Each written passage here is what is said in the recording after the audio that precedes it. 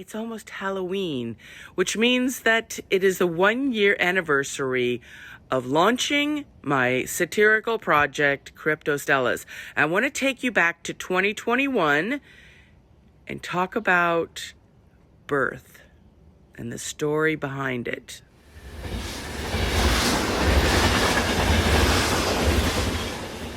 The root of all suffering is crappy 10K PFPs. There's a lot to unpack in this, so let's start from the very beginning. First up, I am not religious, I am not Catholic, but during 2021, when the 10K PFP apocalypse happened, I really felt a sense of devastation.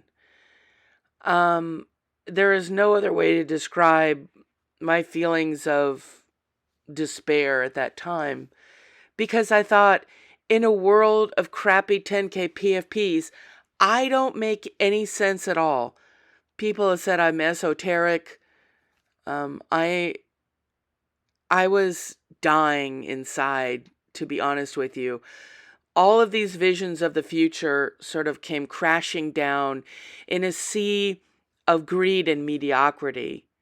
And I thought, I don't make sense in that world at all. So what I did was I looked to the past, and in the religious Genesis stories, there's always a crisis, and then there is someone that comes along to save whatever it is worth saving. So that's why I decided to use Mary. Everyone understands immediately when they see Mary what she symbolizes. And I thought, she's going to come back to the earth and give birth to CryptoStella, which is on her tongue right there. And as you can see, like, I put a unibrow on there because I wanted to make sure people realize this is a work of humor in its core, comedy. And so that's why I put the unibrow. And I also kind of made the baby look like Frida Kahlo because that was one of my original inspirations. I later scrapped the name Crypto Fridas because of the obvious problems with that copyright, etc. So then I decided to name it CryptoStellas, and then in a way, that little baby on her tongue, that's me. That's how I see this thing.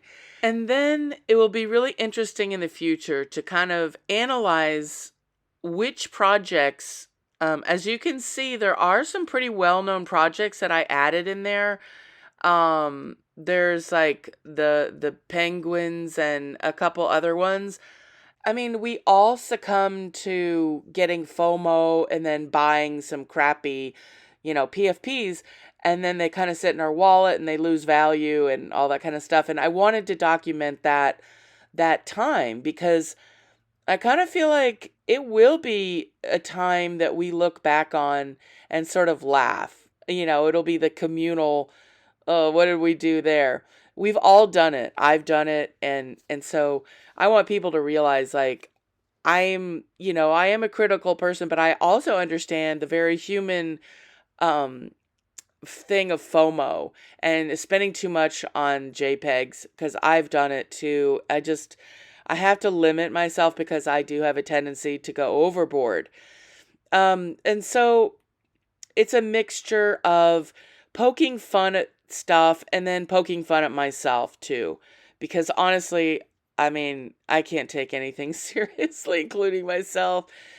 That's the Genesis story of CryptoStellas. And, I want to thank my collector who fought for it, Stark Minds. It was one of the most fantastic days of my life in crypto art, because that was the time that I felt like collectors are really fighting over my work, and birth was one of them. And so I just want to make people aware there is a Genesis story, and there is definitely, now the storytelling NFTs are popular. So, yeah, I'm going to keep on this series. I want to start talking about a lot of my work because I think people don't know the backstory on those.